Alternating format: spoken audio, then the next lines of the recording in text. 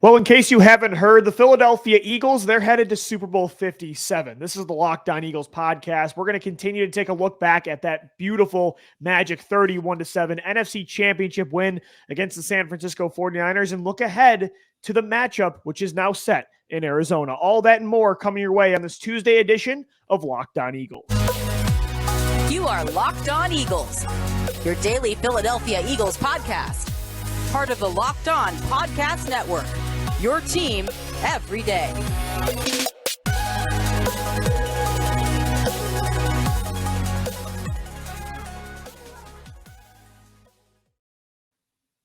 For making Locked On Eagles your first listen each and every day. Welcoming Eagles fans to a Tuesday edition of the show. It's sponsored by FanDuel. Make every moment more with FanDuel, the official sportsbook of the NFL and now the Locked On Podcast Network. Visit FanDuel.com/LockedOn today to get started. Man, you know, it was this was one of the days that it was very easy to get up in the morning, and it almost felt like a dream yesterday that the Eagles won the NFC title, or I should say 2 days ago now at this point.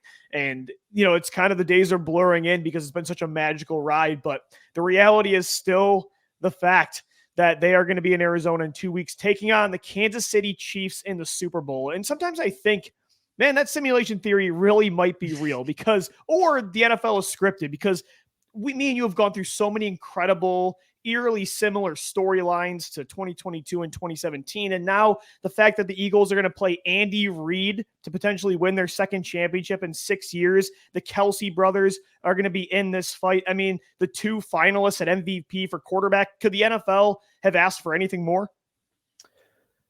Could we as Eagles supporters ask for anything more? And you talk about the ultimate way to kind of right every wrong that has been done in the history of the Eagles. Lou, Andy Reid is once again keeping you from winning a Super Bowl. He didn't do it in the early 2000s. Think about it like that. It is cold. It's a cold world out there, man. But Nick Sirianni is going to have a chance to be the second head coach to win it, and Andy Reid could never do it, and he could potentially win another title with Pat Mahomes, and Pat Mahomes could be the only quarterback out of these playoff QBs that could win his second ring. All the storylines are just writing themselves, and here we are once again in a Super Bowl where you're going against a quarterback who is talked about as one of the all-time greats. And he's number one in the league right now, just like Brady was in 2017. Exactly, and the guy who most likely will win the MVP because the Philadelphia Eagles quarterback couldn't play the final 3 games of the season due to an injury. You couldn't write this if you tried, Hollywood. It's the best reality television out there. Yeah. But at the end of the day, Lou, I want to make something known. Yes, I want the Philadelphia Eagles to win this thing more than anything, but could anybody be happier for this matchup that at the end of the day, it's either going to go to a great Philadelphia Eagles team or Andy Reid? I know I made that joke early in the show, but man, he's the best coach to do it in Philadelphia. Well, it is true though, ever. Gino. I mean, he was 1-4 in NFC titles in Philadelphia, and it's kind of crazy that both the Eagles and Andy Reid have kind of overcome those conference title woes. I mean, the Eagles win it in 2017 and in 2022, their last 2 visits. And Andy Reid now has made it to 3 Super Bowls with Kansas City. So he's 3-2 now. He's made it 5 years in a row. He made it 5 times with Philadelphia. He really has become one of the greatest head coaches in NFL history. So it is kind of cool to see, while what you said was reality back then, to see both the Eagles and Big Red kind of separately grow in this way and get to that next level is really cool. And they both got rings, 2 years apart. And now they're going to battle head to head to get that second one. I just think it's a really cool storyline. And again, the Kelce brothers, and you look at how last year we watched Chiefs Bills and we said, we can't hang with Patrick Mahomes. And now you feel like you really can, almost to the point where me and you wanted this matchup over Cincinnati. There's just so many cool angles that I can't wait to get into with you for 2 weeks, man. We got a lot to preview. I don't know if I would say that I wanted this matchup more than Cincinnati. I mean, it's a lesser, it's pick your poison between 2 of the best in the league, but I feel like they match up better against Kansas City, where you're going to have to play an elite quarterback no matter what. I'd rather play Valdez-Scantling and Sky Moore and a banged-up team more so than Jamar Chase, T. Higgins, and that Bengals offense. But again, it's like 1A, 1 a part 2. You know, I mean, it was going to be tough no matter what. It is going to be tough no matter what. And I think it was clear and evident in that game the other night when you're watching Kansas City take on Cincinnati that Andy Reid, once again, it's the guy who's done it in multiple franchises, gotten to these big time games time and time and time again. Like you said, Lou, he's now gone to 5 championship games in both conferences with 2 different teams. That's something that coaches just don't do. And he's one of the all-time greats. So here we are again, setting up a Super Bowl where you're going to have to take down a head coach and quarterback combo, which are in the consideration where they're both going to be first ballot Hall of Famers, much like Belichick and Tom Brady were 5 years ago. You're going against an offense which is one of the best in the league, which has an offensive line that has question marks, a defense that has question marks. So at the end of the day, is it going to be the Eagles take that formula against the Niners where they just are going to grind it out in the trenches? Or could you see something playing out like 2017? That was the first thing that came to my mind is I don't know how this game is going to play out at the end of the day because I could see it going both ways. Right. I mean, that's why these are the 2 number 1 seeds in their conference. You know, it's not going to be easy. Just like 2017, you took care of business against the number 1 defense. Now you got to play the number 1 quarterback that's likely going to win MVP.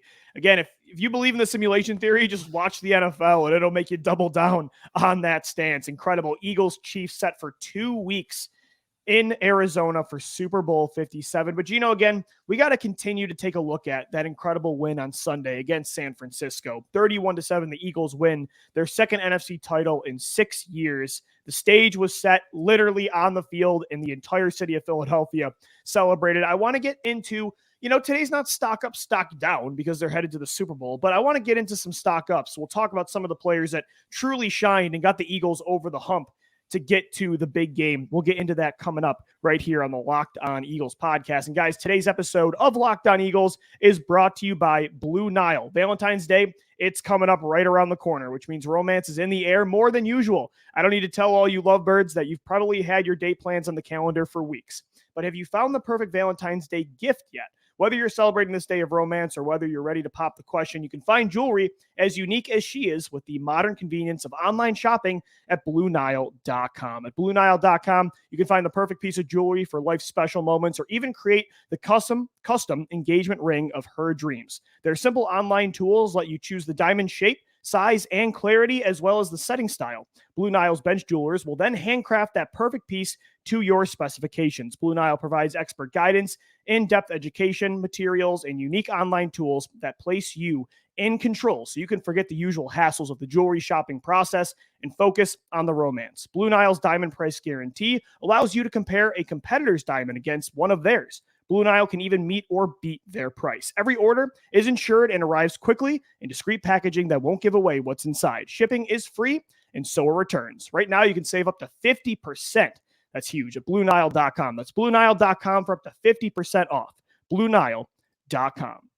We thank you so much for making Locked On Eagles your first listen each and every day. It's the official daily podcast of your NFC champions, the Philadelphia Eagles. Guys, also make sure to check out the entire Locked On Podcast Network this week. We're heading to the Senior Bowl. I got my flight tomorrow morning to Alabama. Get inside analysis from the hosts that cover the NFL's next generation in college and find out which NFL draft boards these players will be climbing all in one location. Subscribe to Locked On NFL Draft for nightly live shows from the Senior Bowl on Tuesday, Wednesday, and Thursday at 9 p.m. Eastern time. But, Gino, of course, the Eagles do have a top 10 pick, which means, the winning of 2022 probably not going to go away for a while, but we got to focus still on this season because this team is one of 2 remaining. Eagles Chiefs set for Super Bowl 57 in 2 weeks in Arizona.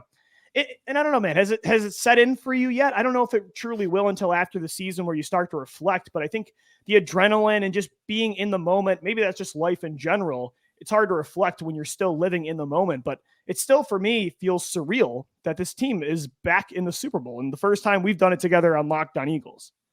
It still will always feel weird, even that they won it. I every time I watch the 2017 replay, And because you almost like Gronkowski- blacked out from excitement and nerves. And I didn't see the last 5 minutes of the game. I was crying. I was on my knees crying. I knew they were going to win that game. There was just a different feeling to it. But when you go back and watch that replay and you see the ball go up to Gronk, you're like, oh my goodness, is he going to catch this thing? And that doesn't even seem real. So this doesn't seem real. But much like this season, you have to just enjoy that ride, because what you did, Lou, in back-to-back playoff games, unlike the early 2000s where you're like, we can't score points. 14-3, that was the score of an NFC championship game. And you're saying we have one of the all-time great offenses, one of the all-time great defenses, and we couldn't get over that hump. Yeah. And then all of a sudden 2017 comes around and you're like, you don't know what to believe at this point.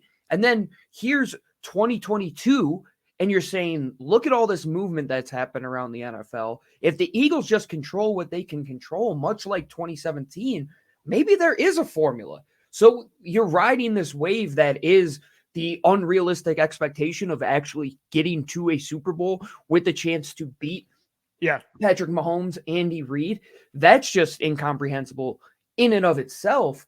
But to say that this team did it without Carson Wentz in two different occasions, crazy. I always think back to that tweet that you quote tweeted, and it said, if you were to go back in time and 2016 say that, specifically. to 2016, that the Eagles would get to 2 Super Bowl appearances in the next 6 years and Carson Wentz would start neither game. That's a testament to the head coach. It's a testament to the front office. It's a testament to the guy that is leading the charge in Jeffrey Lurie, that everybody bought in when Jalen Hurts became the guy. Well, right? maybe, Gino, that's why it hasn't settled in, is because also the way the Eagles end up getting to these titles. I mean, it wasn't improbable when you look at how talented this team was, but again, when you combine 2020 to now, and even 2016 to now, it feels even more surreal in that sense. Yeah, and we go back 2 years ago to the date that Nick Sirianni gets hired, and people were making fun of him because he can't even just get through his press conference because of nerves, and getting hired to be the head coach of the Philadelphia Eagles, which if just you think like Doug, about man, that, remember 2016, they made it again. Everything almost feels scripted and simulated. That it does. The exact thing happened to Doug Peterson, and he won a title in 2 years.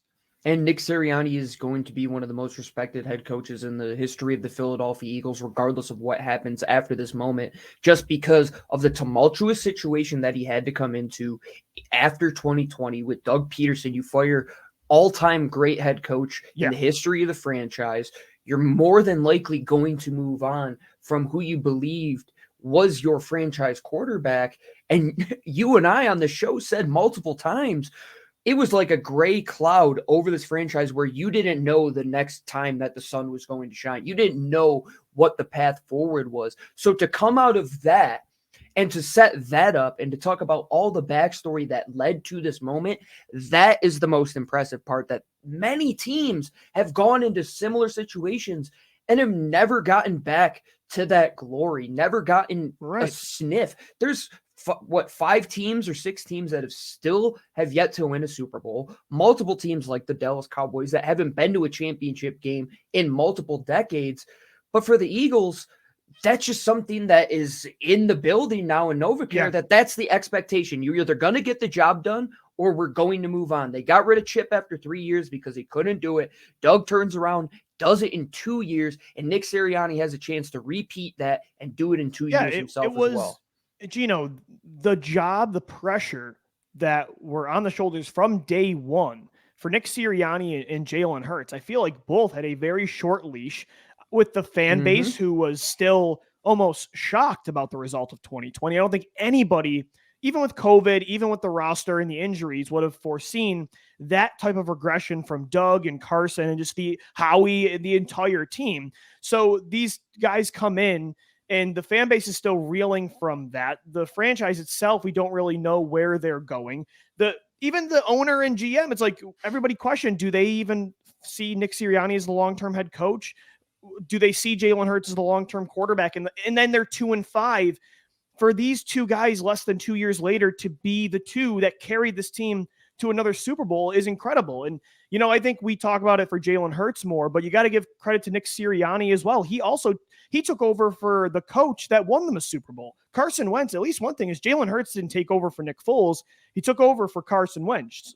So it's a different story too. But I just think both were built for this. There was a lot of guys that understandably wouldn't have been able to handle that pressure. And it's funny that you mentioned that, because you look at that picture yesterday on the stage of the original five, right? Fletcher Cox, Lane Johnson, Jason Kelce, Brandon Graham, the original four, and Jalen Hurts. And I thought about that moment, and I'm like, would Jason Kelce have retired would he have unretired if he didn't believe in Jalen Hurts to be this guy? Would Fletcher Cox have re-upped on a 1-year deal instead of testing the market? Would Brandon Graham have decided to retire or move on instead of, coming back on that torn Achilles? And Lane Johnson as well, think about after 2020, maybe my future, the second part of my career is somewhere else. But I think Jalen Hurts, like seeing him in that picture with the original four from that other era, it shows that they believed in him to overcome this dark period. And I think that's a kind of cool way to look at it. And that's why I saw that picture yesterday, and it almost got me emotional. It's just cool to see how far they've come. Very well said. That was excellent, the way that you put that. And the one thing that I have to look at is what makes you buy in any line of work. I think it's working with people and being in a group of people that are real and true to who they really are. And the thing that kills me is that people still say that Nick Sirianni is like, quote unquote, corny and unauthentic. He's the most authentic guy. There's, like you said, would Jason Kelce have came back and played for Chip Kelly, or would Fletcher Cox have come back and played for Chip? I don't know the answer to that question. I can't give you a firm yes or a firm no, but they bought into what Nick Sirianni was buying, which goes hand in hand that he believed in Jalen Hurts, that Jalen Hurts was his guy, and he was going to give him the keys, as he said in that press conference a year and a half ago. That's the realest dude you can imagine. And hats off to Jeffrey Lurie for taking a chance on him when he came into an interview, just happened to be in Florida. You talk about the right place at the right time. That's what Nick Sirianni was. And he wasn't even wearing like interview clothes. No, he didn't. Yeah, he didn't have a suit, and people got on him for it. But you're right, Lou. I think how real all of these guys are to truly buy into what is the ultimate goal. There's a lot of teams that say they want to win, right, Lou? There's a lot of teams they'll take risks and trade for players. But at the end of the day, are the guys in the building willing to do everything it takes? It would be justifiable, Gino. It would be like if you're Jason Kelce, you're in your 30s, you just won a title, and now 2020, you're a 4-win team, and you've been considering retirement for 4 years now. It's hard to convince. I mean, that speaks volumes of Sirianni and Hurts that Kelce came back, and Fletcher Cox and those guys. So yeah, I think, you put it perfectly too. The authenticity and the realness of those two staples of this organization is so crucial. And I genuinely believe already, Gino, that Jalen Hurts is one of the best leaders in franchise history. And I think at the quarterback position, there isn't a guy, even Nick Foles, who this team loved. And I think there's a lot of similarities to Jalen and Nick in this way, how they can get the entire team to totally buy in on them. But Hurts vocally setting the example, maturity, his preparation, his development. I think he's the best leader at the quarterback position Philadelphia has ever seen. I don't think you're too far off. And in the post-game show, I said that we have to put more stock into what these kids can do. And it's changed my perspective, Gino, because you know me, I've been a traits guy, and I still believe that, but I sometimes would bypass that a little bit too much. And I think Hurts has made me change that perspective for sure. I know I'll take all the crap in the world for my takes on Josh Allen when I thought he was coming out of the draft as a guy who's way too raw and he doesn't have the accuracy to make it. But man, everybody in the city of Buffalo, like anybody you meet will take a bullet for that guy, and they buy into who he is as a person. And that's why it's so easy to love Jalen Hurts and root for him, because coming off of the back of Carson Wentz, where he was talking out of two sides of his mouth when you look back on it, where he said he wanted to lead, but he didn't do the things leaders did. Jalen Hurts leads by example, man. And every time he takes a hit for this team, every time he goes to war for this team, look at who's there besides him to pick him off the ground when he gets hit. It's every one of his teammates. They will live and die for Jalen Hurts, and that's the ultimate testament of this franchise, is that they are brothers at the end of the day, and it doesn't feel like 2017 where there's any animosity between any of these guys right now. No. And it's true friends, and Jalen Hurts and AJ Brown, who have played forever, playing football together once again, and Hassan Riddick coming home to play in Philadelphia, and Chauncey Gardner-Johnson playing for his grandma's favorite team. It feels like these guys really want to win it for the city itself more than just winning a Super Bowl for that individual glory. He's a 24-year-old. We've said it on the show before. He's a 24-year-old that prepares and looks like he's someone that's been in the league for a decade. He's 36 and he's been in his 12th playoff game. Yeah. You know what I mean? And that's not the case, but you wouldn't know it. Even yesterday, I don't know who said it, but I wish I could credit them, but somebody even said it. Jalen Hurts only threw for 121 yards. But even in a game where you say he didn't even shine really, he's still against the number one defense, made no mistake. So even on the field, that mistake-free football and the way he carries himself in that way as a veteran, that's another part of how far his leadership goes. And like you said, how this team just wants to completely buy in and fight for their quarterback. And it's a huge reason they are moving on to Arizona for Super Bowl 57 against the Kansas City Chiefs in 2 weeks. Gino, coming up next, we'll do a little stock up. We'll wrap up the show talking about who really shined in that game against San Francisco in the NFC Championship. That's coming up next right here on the Locked On Eagles podcast. Before we wrap up the first show in preparation to Super Bowl 57, we have a word from our friends over at FanDuel. FanDuel is America's #1 sports book, and if you want to wager on the big game, make sure you do it at FanDuel, America's #1 sports book, and the official sports book of the Locked On Podcast Network and the Locked On Eagles podcast. If you're new to FanDuel, well, I'll tell you what, it's a perfect time to get in on the action. My dad calls me up the other day. I can't make this story up, and he goes, I want to start betting on football. I want to get it in before the Super Bowl. Have you ever heard of FanDuel? Well, let me tell you what, Dad. I give him this promo code, and you go to FanDuel.com/lockedon, and for Super Bowl 57, you will get a no-sweat first bet. You'll get up to $3,000 back in bonus bets if your first bet doesn't win. My dad, he put it in instantly. He signed up with FanDuel. He bet on the Eagles this week. He's going to bet on them again in the Super Bowl, just like Lou and I on LOE3 hammered the Eagles money line responsibly. Make sure you go to FanDuel.com/lockedon. That's LOCKEDON to claim your no sweat first bet on Super Bowl 57. That's FanDuel.com/lockedon. Make every moment with FanDuel, the official sports book partner of the NFL and the Locked On Podcast Network. We're wrapping up this Tuesday edition of Locked On Eagles. As Gino mentioned, it's the first show as we prepare for Eagles Chiefs. Super Bowl 57 is set after the Eagles completely dominated the #1 defense on the ground. 31-7 over the 49ers, and their defensive line literally took out both of their quarterbacks in a clean way, which is sometimes not the case with Ndamukong Suh, but he did it clean this time against Josh Johnson. Can we talk about this, Lou? Can we talk about this? Yeah. People seem to forget that in 2019, there was a quarterback by the name of Carson Wentz who was playing in his first playoff game. And there was somebody on the Seattle Seahawks, Jadeveon Clowney, who not in a clean way like Hassan Riddick or Ndamukong Suh. I don't think that was a dirty hit. People say that. No, it was a total clean hit. Totally clean hit. But Jadeveon Clowney took out Carson Wentz in that game. And the Philadelphia Eagles had to rely on a over 40-year-old Josh McCown, who in that game, Lou, tore his hamstring and had to play the remaining part of the game. And almost won them the game. I don't want to hear any tear shed over what happened to the San Francisco 49ers. We're the last team to. We are the last people that want to hear your sympathy. We have gone through my first game ever seeing the Eagles play. I saw Donovan McNabb tear his ACL, backup and I had to watch quarterbacks. Jeff Garcia. Yeah, it's what we do. Quarterbacks in big games for the Philadelphia Eagles is literally what we do. Knock on wood, outside of this year, it's always been the case. So quite literally, So the defensive line dominated, the offensive line dominated.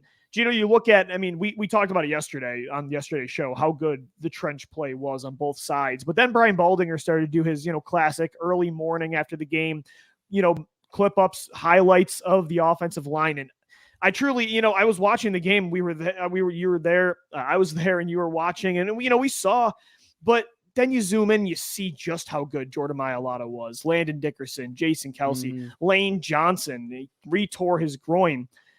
The fact that they were that good and put up 31 on the number one defense, and honestly, I don't even think the entire offense was clicking on all cylinders. That's how good this offensive line is, that they can put up 31 still in that kind of scenario.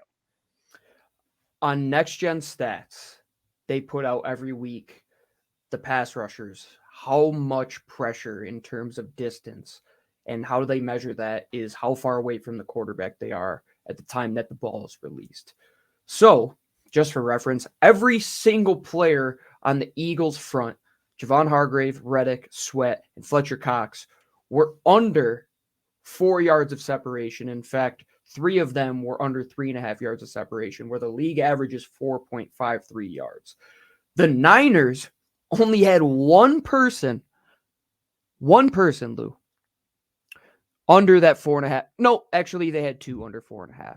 Nick Bosa was at 4.43. Charles Omenihu was at 4.46. Eric Armstead was at 4.56. And Sam Abukham was at 4.6 as well. So 2 guys got under the league average by about a quarter of a full yard. That is a testament to how good that offensive line played against the best unit that did not make it easy for the Eagles to gain any yards. Go back and watch it. They grinded out every single yard in that game, but they didn't just do it at the backs of their offensive line playing so-so ball.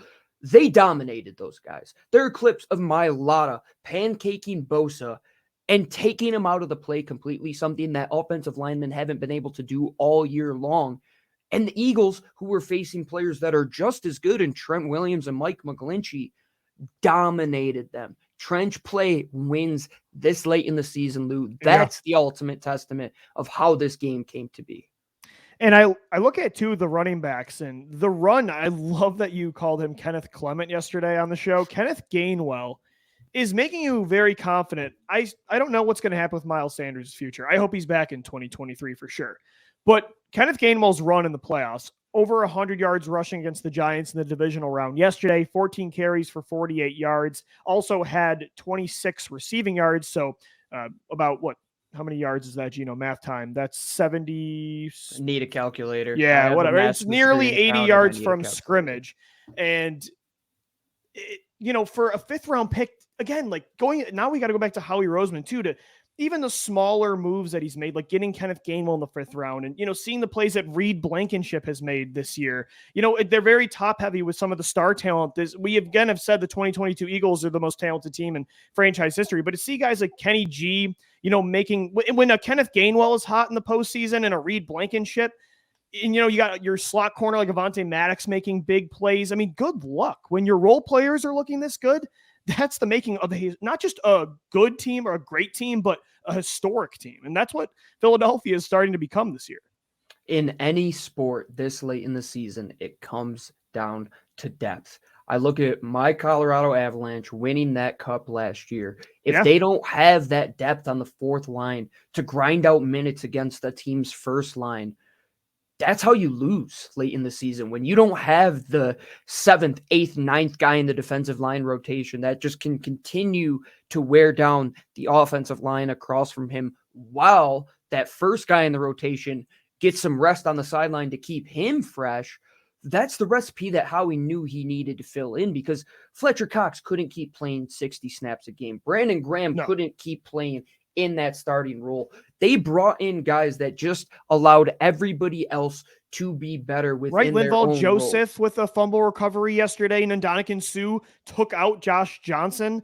I mean, so that's, we didn't even mention them. Kenneth Gainwell, Reid Blankenship, and Ndamukong Suh, Linval Joseph, the role players in Philadelphia this year. It's been tremendous to see, as you mentioned, just how deep the roster is. Not just top heavy. They have, again, they have everything. They have veterans, young stars across the board, starters, rotational players. It's just a near perfect roster. And you have to go down the list. I mean, there's going to be names that we leave out, but you see guys like Patrick Johnson make a play yesterday, and Boston the guy Scott scores a touchdown. Boston Scott scores a touchdown. Big return to set the tone in the game to get all the way up to the 35. Yep, Jack Stoll and Zach Pascal blocked the rear ends off to open up a lot of those runs for that team on the outside, and you're tasked with doing that as a wide receiver going against a safety or a corner that's just as physical as anybody in football. That's how the Niners they were raised on just being able to play fast, physical football. And the Eagles took their recipe, used it against them, and did it even better than they usually do, because that's how the Niners win games. They win in the trenches. They win because their offensive line can get multiple yards downfield and open up the run game. They win because their defensive line comes up in big moments and stop the opposing quarterback and their playmakers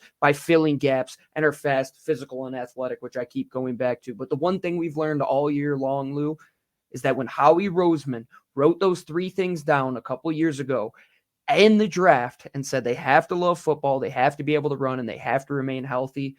Well, man, look at this roster right now. They're it's fully healthy, Gino. They can run, and boy, do they lay the hardwood at times. And for sure, I'm excited for the Super Bowl matchup, man. Two great rosters meeting once again. And Andy Reid versus Nick Sirianni. Here we go.